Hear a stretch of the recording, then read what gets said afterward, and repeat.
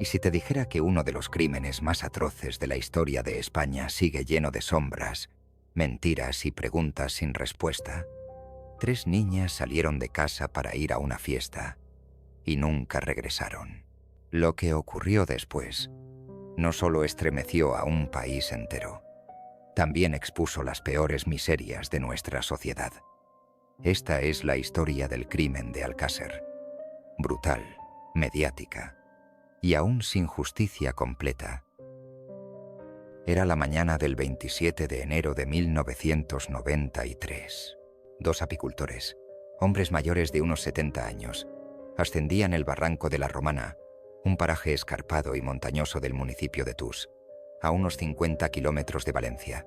Iban con la única intención de revisar unas colmenas que habían instalado tiempo atrás, sin imaginar que estaban a punto de convertirse en testigos de uno de los crímenes más perturbadores de la historia reciente de España. Mientras inspeccionaban la zona, uno de ellos se detuvo de golpe.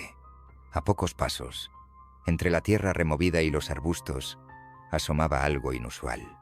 Un brazo humano, semienterrado, con un reloj aún atado a la muñeca. El horror los paralizó por unos segundos, pero el instinto los impulsó a actuar. Salieron del paraje con rapidez y ya en el pueblo informaron del macabro hallazgo a la Guardia Civil. Cuando los agentes llegaron al lugar y comenzaron el proceso de desentierro, la escena superó cualquier pesadilla. En el interior de la fosa no había un solo cuerpo, sino 3. Estaban apilados, atados y envueltos en una alfombra nueva, como si alguien hubiera intentado ocultarlos apresuradamente. 2 de ellos tenían la cabeza separada del cuerpo. Todos eran de adolescentes. Nadie lo decía aún en voz alta, pero el aire se cargaba de una sospecha inquietante. Podrían ser las 3 chicas desaparecidas meses atrás en Alcácer. El desconcierto pronto se convirtió en conmoción. Los medios no tardaron en llegar al lugar. Cámaras, micrófonos, reporteros. La cobertura fue inmediata y abrumadora. Se avecinaba un circo mediático sin precedentes. Y lo que inicialmente parecía una investigación policial, pronto se transformaría en un espectáculo donde el morbo y la opinión pública tomarían protagonismo. El caso Alcácer acababa de comenzar. Antes del hallazgo en la Romana, el caso ya había comenzado a gestarse en la memoria colectiva de un pueblo que, hasta entonces, vivía en una calma inalterable. Alcácer, un municipio de la provincia de Valencia, era un sitio donde nada extraordinario ocurría. Sus habitantes trabajaban en los campos de naranjos, en pequeños comercios y oficinas municipales. La rutina era su esencia. Hasta que todo cambió la noche del 13 de noviembre de 1992. Ese día, 3 adolescentes decidieron salir a una fiesta escolar en la discoteca Color, ubicada en el municipio vecino de Picassent. María Deseada Hernández, a quien llamaban Desiree, y Miriam García, ambas de 14 años, se unieron a su amiga Antonia Gómez Rodríguez, de 15. Inicialmente, iban a encontrarse con otra amiga, Esther, pero esta última decidió quedarse en casa por sentirse indispuesta.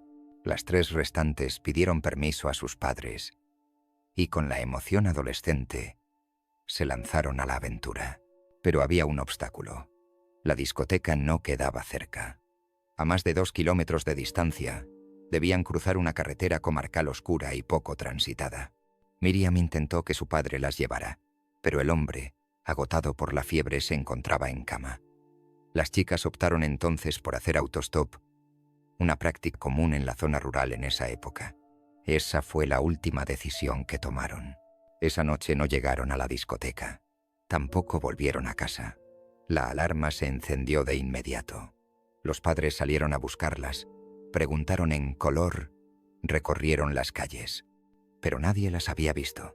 En la comisaría se formalizó la denuncia por desaparición y al día siguiente comenzó una búsqueda frenética. Durante los días siguientes, surgieron testimonios que parecían reconstruir los últimos pasos de las niñas. Una pareja, Francisco Hervás y su novia Mariluz, aseguró haberlas llevado en coche hasta una estación de servicio. Otro joven afirmó haberlas visto caminar hacia la discoteca. Finalmente, una mujer observó desde su balcón cómo un coche blanco se detenía al borde de la carretera. Las chicas se subieron. Luego, el silencio. La Guardia Civil se volcó por completo en la búsqueda. Desde el primer momento, tanto los agentes como los familiares descartaron que las adolescentes se hubieran marchado por su propia voluntad. No tenían conflictos familiares, no llevaban dinero suficiente para un viaje, ni tampoco dejaron mensajes de despedida. Simplemente se habían desvanecido. El ayuntamiento de Alcácer mandó imprimir miles de carteles con sus rostros. Los medios de comunicación comenzaron a cubrir la historia con creciente interés. En cuestión de días, los rostros de Miriam, Desiree y Toñi estaban en cada esquina de España. A partir de entonces, comenzaron a llegar llamadas desde todos los rincones del país. Personas que decían haberlas visto en estaciones de tren, bares, incluso en otras ciudades. Se investigó cada pista. Se enviaron unidades policiales a Granada, a Pamplona, incluso se notificó a Interpol. La hipótesis de que las chicas habían sido víctimas de una red de trata de personas comenzó a ganar fuerza. Algunos especulaban con la posibilidad de que hubiesen sido sacadas del país en secreto. Se activaron alertas en Portugal, Francia y Reino Unido. Todo sin resultados. El caso cobró tal magnitud que el mismísimo presidente del gobierno, Felipe González, recibió a las familias en la Moncloa durante la Nochebuena de ese año. Les expresó su preocupación y se comprometió a no cesar en la búsqueda. Para los padres cada gesto era importante. Cada segundo sin noticias aumentaba el terror de imaginar lo peor. Sin embargo, la realidad ya estaba escrita. Las niñas no iban a volver caminando por esa carretera. No estaban escondidas. Estaban enterradas bajo tierra. Fue exactamente 75 días después de su desaparición, cuando los apicultores encontraron el brazo en la Romana.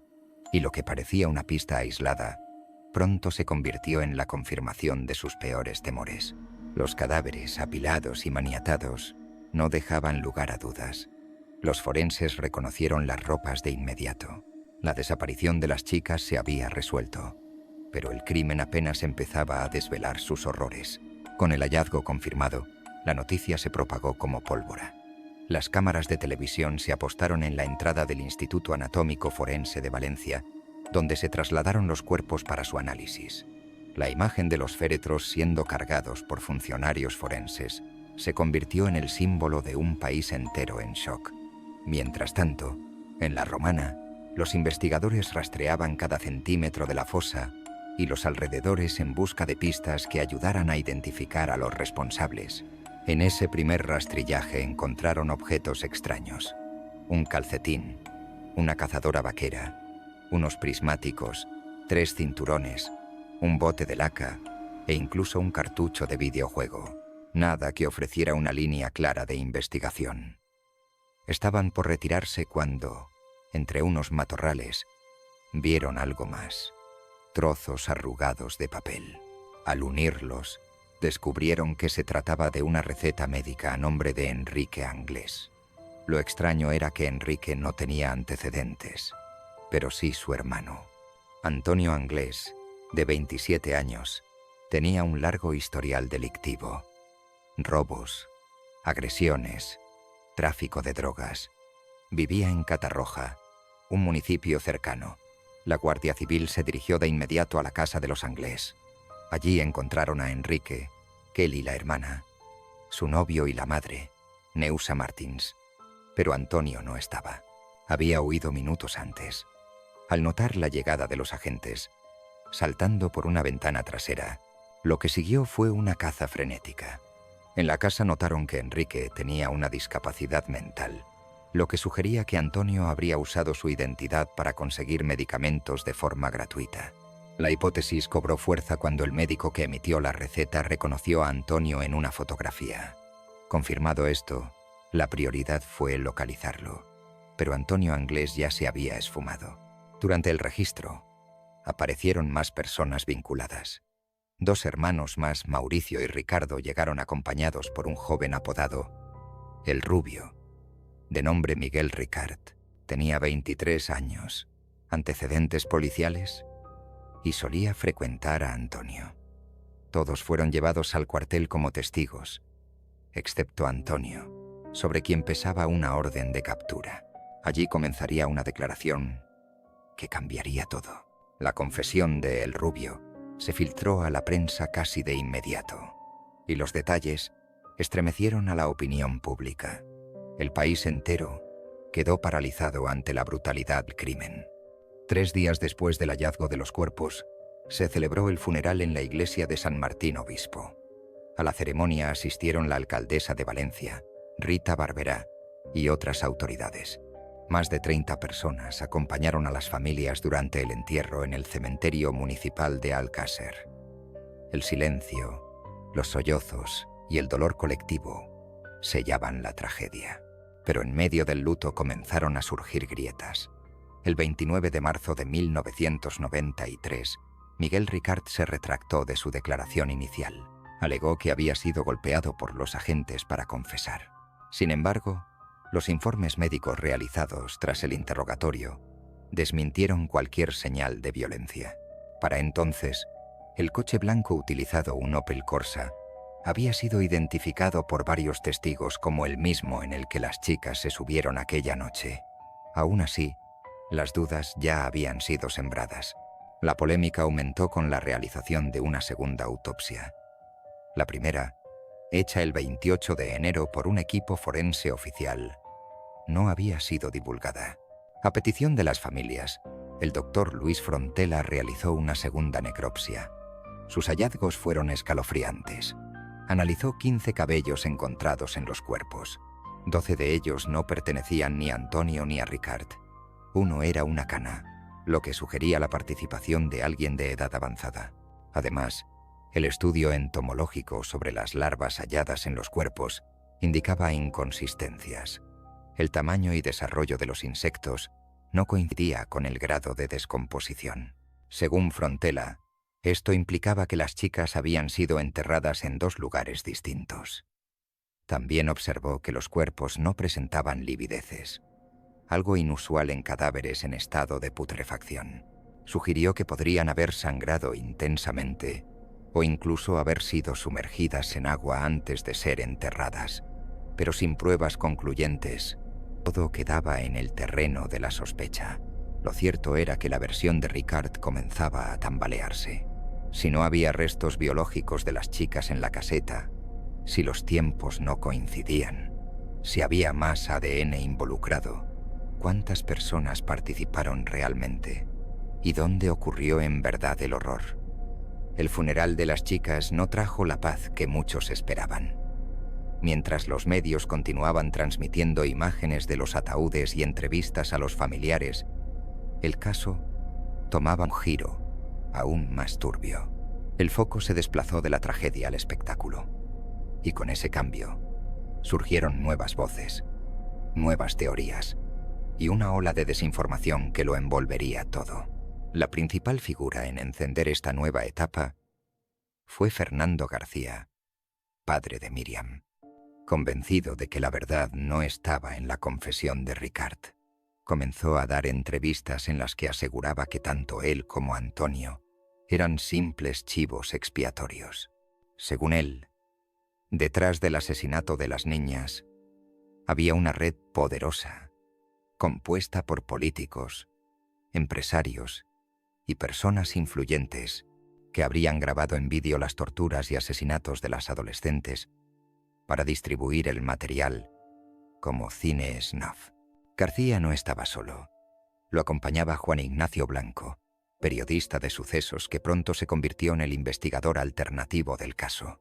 Blanco se trasladó a Alcácer, entrevistó a testigos, cuestionó cada paso de la investigación oficial y difundió teorías conspirativas a través de programas de televisión. Su tono era provocador, su narrativa impactante, y aunque no tenía pruebas, logró que miles comenzaran a dudar de la versión oficial. Los medios le dieron pantalla. Cada noche, en diferentes canales, Fernando y Blanco lanzaban acusaciones sin presentar evidencias. Decían que Antonio Anglés ya estaba muerto, asesinado por la misma red para evitar que hablara. Señalaban a figuras públicas con nombres y apellidos. Afirmaban que las chicas habían sido retenidas en varios lugares de Madrid y Segovia antes de ser ejecutadas. Mientras tanto, la Guardia Civil seguía buscando a Antonio. Tras huir por la ventana de su casa, fue visto en la estación del norte de Valencia. Más tarde, se supo que había ido a una peluquería donde se cortó y tiñó el pelo. Luego desapareció sin dejar rastro. Un mes después, un informante afirmó haber convivido con él en Portugal, donde planeaba embarcarse hacia Brasil. El 15 de marzo de 1993, fue visto a bordo de un buque mercante. Escapó lanzándose al mar antes de llegar a Irlanda. Desde entonces, Antonio Anglés se convirtió en un fantasma. Mientras Antonio Anglés se desvanecía del mapa, la sombra de la conspiración crecía sin freno. Fernando García y Juan Ignacio Blanco continuaban su cruzada mediática, convencidos de que la verdad oficial era solo una fachada.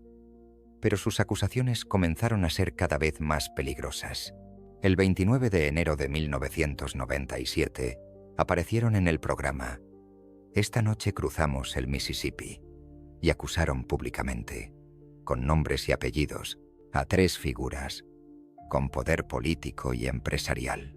Según ellos, Alfonso Calvé, exgobernador civil de Alicante, José Luis Bermúdez de Castro, productor de cine, y Luis Solana, expresidente de Telefónica, formaban parte de lo que denominaron el Clan de la Moraleja, una supuesta red de pornografía y asesinatos rituales. No presentaron pruebas, solo convicción, testimonios dudosos y suposiciones. La bomba mediática estalló, la audiencia se disparó, y los acusados, arrastrados al barro del escarnio público, se convirtieron en blancos de odio. Pero no tardó en saberse la verdad. A mediados de mayo, la revista Interview publicó un reportaje que desmontaba la historia. Revelaron que el informante que dio pie a las acusaciones lo había hecho por venganza personal, tras una fallida operación urbanística. Era una farsa. A pesar de ello, el daño ya estaba hecho. Fernando y Blanco fueron denunciados por calumnias, y aunque más tarde se retractaron y pidieron perdón, la justicia no fue indulgente. La marea empezó a cambiar. En julio, Rosa Folch, madre de Desiree, publicó un comunicado en el que pedía expresamente a Fernando García que dejara de usar el nombre de su hija para recaudar donativos o crear fundaciones sin el consentimiento de las familias.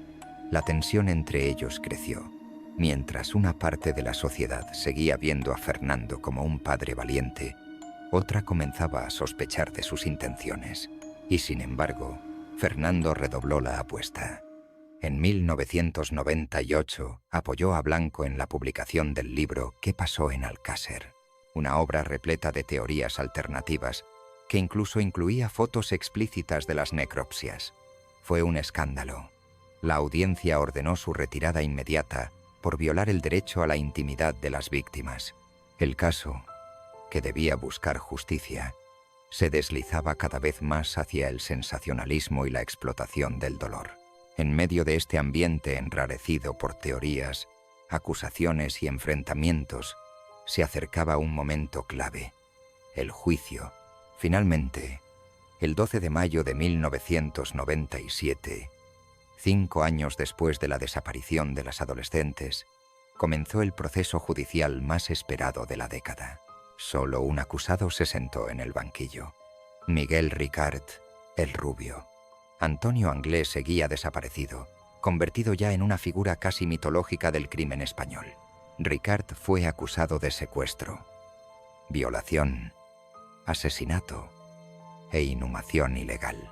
La fiscalía presentó las pruebas que tenía: su confesión inicial, los testimonios, los objetos encontrados en la fosa y la implicación directa de Ricart en los hechos.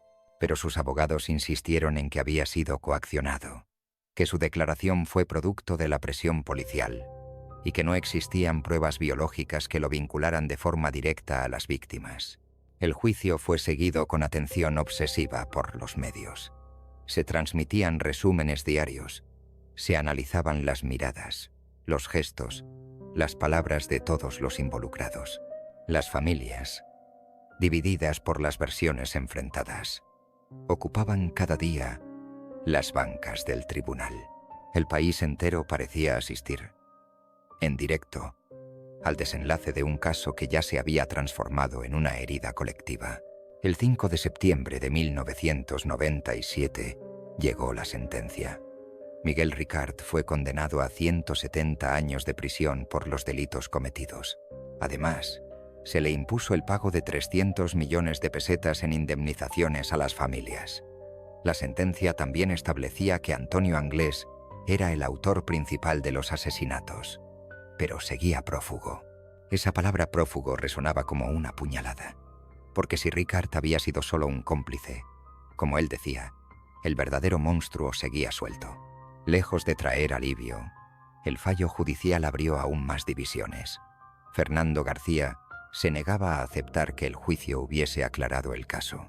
Por su parte, Rosa Folch y otros familiares consideraban que prolongar las teorías paralelas era una falta de respeto hacia sus hijas.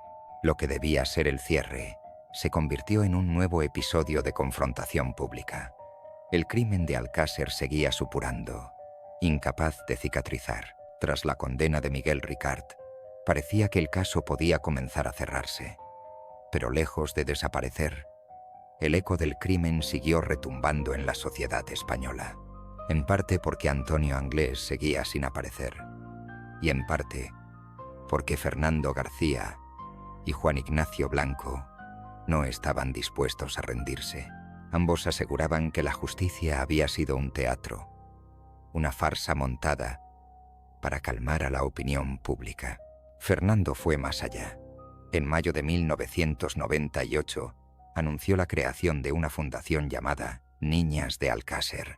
Su supuesto propósito era buscar justicia real para las víctimas, pero Rosa Folch y otras familias lo vieron como una maniobra para lucrarse con el dolor. Presentaron una denuncia formal, y la Secretaría General de Asuntos Sociales les dio la razón.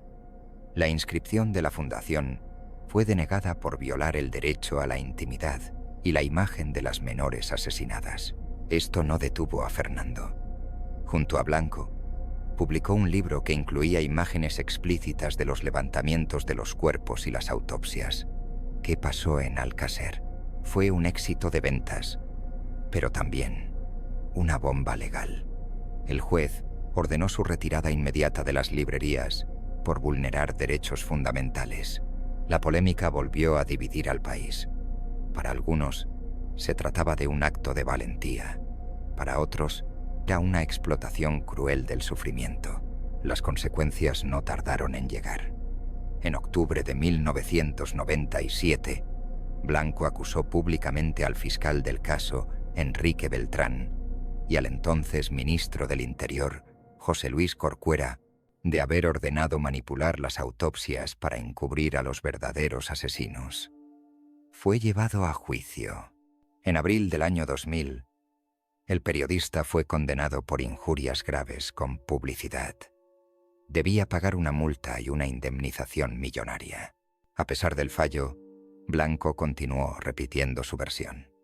Afirmó incluso tener una cinta VHS donde aparecían las chicas siendo torturadas por hombres con poder político.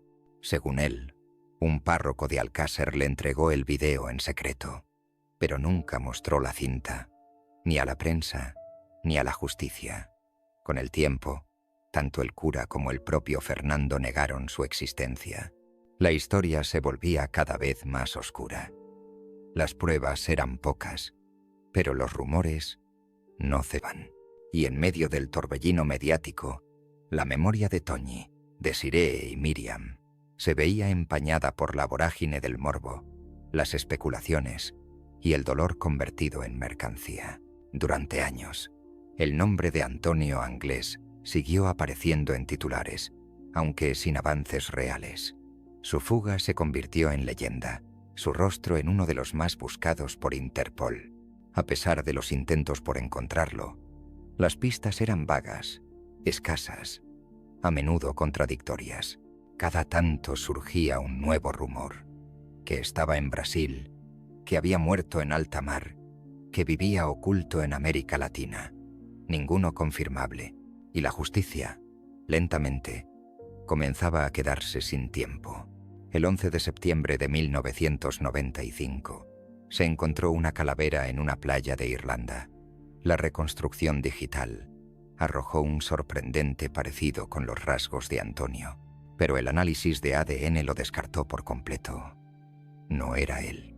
En marzo de 1996, 2 agentes de la Guardia Civil viajaron a Uruguay para seguir la pista de un cliente habitual de una trabajadora sexual cuya descripción coincidía con la del fugitivo. Tampoco era él. Antonio seguía esfumado, como si el mundo se lo hubiera tragado. Mientras tanto, las familias seguían divididas. Fernando García mantenía viva la teoría de la red de poderosos implicados, aunque cada vez contaba con menos apoyos. Otros padres, como Rosa Folch, pedían que cesara la instrumentalización del caso. Pero Fernando no se detenía. En enero de 1997, volvió a señalar a altos cargos en televisión, lo que desató otra ola de indignación y demandas judiciales. El caso Alcácer ya no era solo un crimen, era una batalla por el relato. Y mientras esa batalla se libraba en platós y redacciones, la investigación real también se empantanaba. El Instituto Nacional de Toxicología envió en julio de 1995 un informe clave. Analizaba cabellos, fluidos y manchas de sangre halladas en la caseta del barranco de la Romana. Los resultados sorprendieron a todos. Parte de los restos correspondían a Mauricio Anglés, otro hermano de Antonio, otras a Roberto, y el esperma parecía claramente a Antonio. Sin embargo, ninguno de los análisis encontró rastros biológicos de las 3 chicas. Esto abrió una nueva grieta. Si no había ADN de las víctimas en la caseta, ¿realmente estuvieron allí? ¿Y si todo lo que había declarado Ricard era una invención? El lugar del crimen volvía a estar en duda, y con él la versión oficial del caso. La contradicción más dolorosa del caso Alcácer era esta. Aunque había una confesión, un juicio, una sentencia y un prófugo con nombre y apellido, los vacíos seguían siendo enormes. Las pruebas no encajaban del todo. No se encontraron restos biológicos de las chicas en el lugar donde supuestamente fueron violadas y asesinadas. Tampoco en el vehículo utilizado.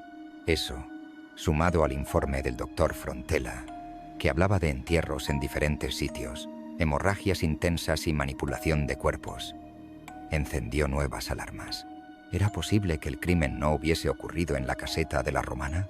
En los años siguientes, la justicia avanzó poco, pero la memoria del caso seguía viva. En 2013, después de una reforma legal que impedía la acumulación de penas, Miguel Ricard fue liberado. Había cumplido solo 21 años de prisión. Su salida generó una tormenta mediática, cámaras esperándolo en la puerta, periodistas siguiéndolo, víctimas indignadas. Pero Ricard no buscó atención. Se trasladó discretamente a Barcelona, donde intentó vivir en el anonimato.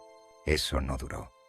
En 2021 fue detenido en el barrio del Raval, en un operativo policial por tráfico de drogas. Según informes, se dedicaba a administrar sustancias a consumidores a cambio de dinero o favores. El impacto fue inmediato. Los titulares volvieron a llenarse con su rostro. El país recordó su nombre y el caso Alcácer volvió a las sobremesas. Ese mismo año, ocurrió un hallazgo inquietante. Se encontraron nuevos restos óseos en la fosa donde supuestamente habían sido enterradas las 3 niñas. La expectativa fue enorme, pero el análisis concluyó que no aportaban nuevas pruebas ni identificaban a otros implicados. Sin embargo, el juzgado de instrucción número 6 de Alcira decidió mantener abierta una pieza separada del caso: la razón. En 2029, la causa prescribiría, y Antonio Anglés ya no podría ser juzgado. Esto impulsó nuevas exigencias. La acusación popular solicitó reanalizar todos los perfiles genéticos hallados en ropas y tejidos. Aún había muestras sin identificar, y la gran pregunta permanecía: si no había rastros orgánicos de las niñas en el lugar del crimen, ¿dónde ocurrió realmente todo? ¿Y quién más participó? Las dudas, lejos de disiparse, seguían multiplicándose. Han pasado más de 30 años desde aquella noche del 13 de noviembre de 1992. Y aún hoy, el caso Alcácer sigue siendo un símbolo de impunidad, dolor y desconfianza. No solo por la brutalidad del crimen, sino por todo lo que vino después. Las versiones enfrentadas, la politización, la explotación mediática, la investigación fragmentada. En lugar de una verdad sólida, la historia dejó un campo minado de dudas. Las chicas Toñi, Desiree y Miriam se convirtieron en emblemas trágicos. Su memoria vive en documentales, libros, ficciones televisivas. Uno de los más populares fue el documental de Netflix El caso Alcácer, que en 2019 volvió a sacudir a la sociedad española. La serie recogía testimonios de familiares, periodistas y peritos, y mostraba con crudeza el caos que envolvió todo el proceso. Para muchos fue la primera vez que comprendieron cuán enredada estaba la verdad. También se estrenaron obras como Las niñas, de Manuel Jiménez del Llano, o la serie de ficción El crimen de Peñasco, inspirada en el caso. Alcácer dejó de ser solo un pueblo. Pasó a ser una marca grabada a fuego en la historia criminal del país. Y con ello, surgió algo aún más perturbador: el turismo macabro. Personas de distintas partes de España comenzaron a visitar el barranco de la Romana, a seguir el recorrido del secuestro, como si se tratara de un tour temático. Algunos lugareños, sin reparo, comenzaron a guiar a estos curiosos por los lugares del horror, cobrando por mostrar la fosa y la caseta. Las redes sociales hicieron lo suyo. Vídeos virales en TikTok, teorías en YouTube, cuentas que analizaban fotograma a fotograma la supuesta cinta snuff, influencers que visitaban el pueblo para ganar visualizaciones. La historia, en vez de descansar, se convirtió en contenido. Mientras tanto, el rostro de Antonio Anglés sigue apareciendo en la lista de los más buscados por Interpol. ¿Está vivo? ¿Está muerto? ¿Fue solo un engranaje de algo más grande? Una certeza se impone sobre todas. Las únicas que no han podido descansar son ellas.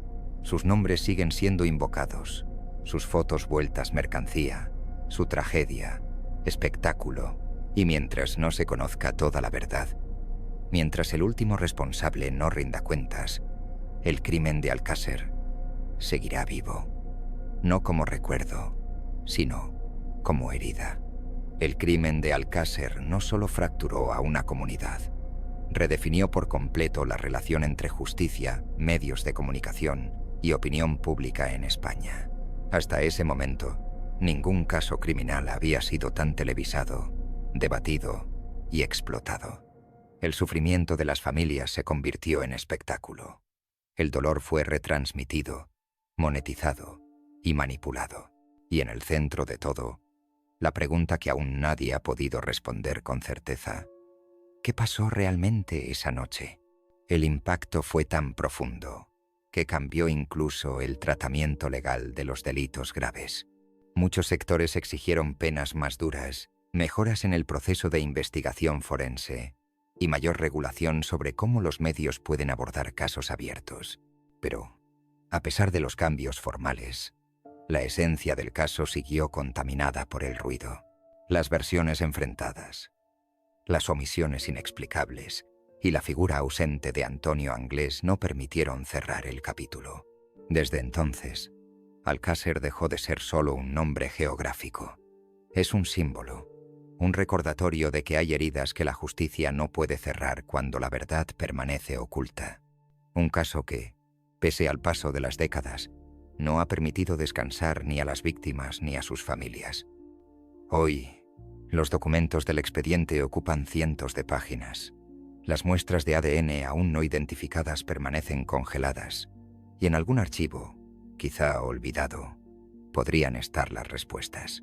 La justicia aún mantiene abierta una pieza separada del caso, con la esperanza de hallar un vínculo biológico que permita acusar formalmente a Antonio Anglés. Pero el tiempo corre. Si no es identificado antes de 2029, prescribirá, y el Estado perderá para siempre la posibilidad de juzgarlo. La historia se repite una y otra vez, en documentales, en series, en libros, en redes sociales. Pero más allá del ruido, más allá del morbo, hay una verdad que persiste. 3 niñas salieron una noche a bailar y nunca regresaron. Todo lo demás, las teorías, las fugas, los juicios, las peleas entre familiares, no debe hacernos olvidar lo esencial. Y lo esencial es justicia. No para cerrar un caso, sino para darle paz a quienes nunca debieron haber sido parte de esta historia. El caso Alcácer no terminó con una sentencia, ni con una captura, ni con un juicio justo para todos los implicados. Terminó, en todo caso, con el silencio, un silencio incómodo, persistente, que envuelve la historia como una niebla densa. Y aunque cada tanto resurgen datos, pistas, documentales o noticias, la sensación es siempre la misma, que la verdad completa nunca saldrá a la luz. Antonio Anglés, el rostro ausente, continúa apareciendo en la web de Interpol como uno de los fugitivos más buscados del mundo. Durante más de 3 décadas, su figura ha sido rastreada en Brasil, Irlanda, Portugal, Uruguay y en ninguna parte. Murió en alta mar, como creen algunos. Fue protegido por una red más grande, como aseguran otros. O vive hoy bajo otra identidad, en algún rincón del mundo. Nadie lo sabe. Miguel Ricard, en libertad, es un espectro de sí mismo, marcado para siempre por su condena, por su vinculación con un crimen que horrorizó a una generación entera. En 2021 volvió a ser detenido. Esta vez no por asesinato, sino por tráfico de drogas. Un reflejo del fracaso de su reinserción. Una sombra más en una historia llena de oscuridad. Y mientras los años pasan, la historia se repite con nuevas víctimas, nuevos titulares, nuevas familias destruidas. Pero Alcácer sigue ahí, como un grito que no ha encontrado respuesta. Un símbolo de todo lo que no se hizo bien. En la investigación, en la justicia, en los medios, pero sobre todo, en cómo una sociedad puede fallarles a sus más inocentes. Hoy, más de 30 años después, queda una última esperanza: que la ciencia, el avance tecnológico o un testimonio inesperado puedan cerrar por fin las heridas. Que la verdad, toda la verdad, emerja de entre la tierra, los papeles y los silencios. Hasta entonces, el caso Alcácer seguirá vivo, no en los programas de televisión ni en los trending topics, sino en la conciencia colectiva de un país que aún no sabe cómo pedir perdón, y en los rostros de 3 niñas que solo querían ir a bailar y encontraron la muerte. El 6 de enero de 2023, Miguel Ricard dio una entrevista, la primera que dio en 30 años. Justo después de ser detenido en un narcopiso: soy un asesino, soy una cabeza de turco.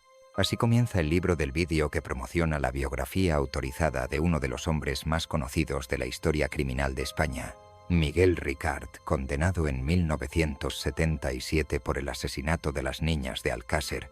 El viernes 24 de mayo de 2024, se puso en preventa su biografía, titulada Miguel Ricard, más allá de Alcácer.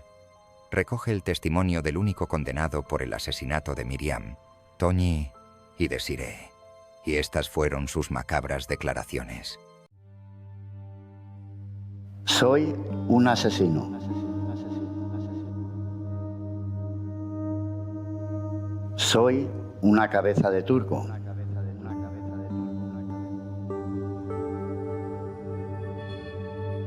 Soy la cara del diablo.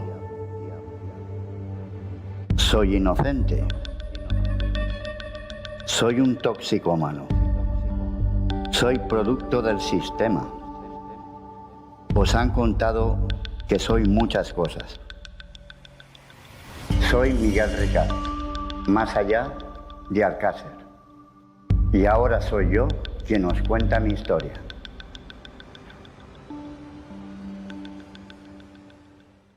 Si esta historia te conmovió, si crees que la memoria es la forma más digna de resistir al olvido, suscríbete, dale like y activa la campanita. Porque aquí no solo contamos crímenes, los recordamos con respeto. Y mientras tú estés del otro lado, ellas seguirán vivas. No dejes de ver nuestro próximo vídeo en nuestro canal. La historia de Antonio Anglés no acaba aquí. ¿Qué ocurrió con Antonio Anglés 30 años después? Hay respuesta. Suscríbete y activa la campanita para saber cuándo podrás verlo.